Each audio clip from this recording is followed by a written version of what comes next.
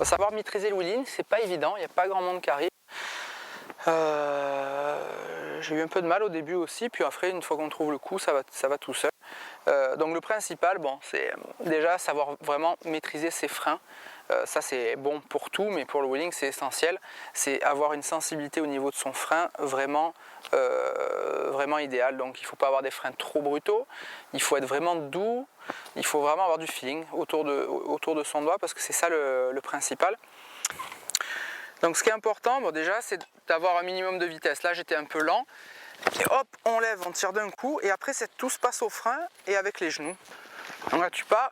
Et si tu vas, il faut toujours être prêt à se retourner, en fait. Il n'y a pas de risque.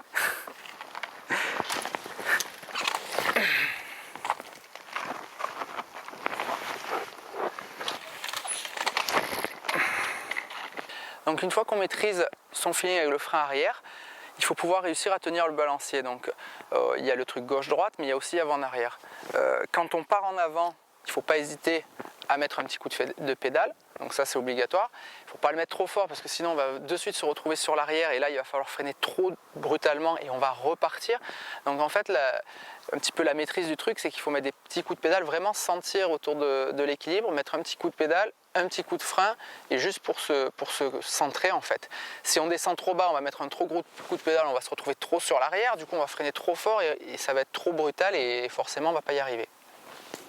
Et pour compliquer la chose, donc une fois qu'on maîtrise le balancier d'avant-arrière, on a aussi le latéral. Et là, globalement, c'est surtout les genoux qui interviennent.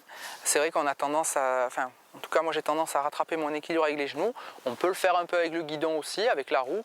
On tourne un petit peu la roue et c'est vrai que ça nous remet en ligne. Mais les genoux, ça marche bien. Donc tout en pédalant, on essaie de se tenir en équilibre et les genoux s'écartent, donc rajoute du poids d'un côté, de l'autre. Donc voilà, la difficulté vraiment du wheeling, c'est de tout combiner, quoi. Gauche-droite, avant-arrière, bien doser le frein, mettre le petit coup de pédale. Et bon, c'est vrai que c'est pas évident. Donc les petites astuces, c'est d'avoir une selle basse. Ça aide beaucoup. Pour bien faire, être en pédale plate, c'est pareil pour déclencher, pour se rattraper, ça aide.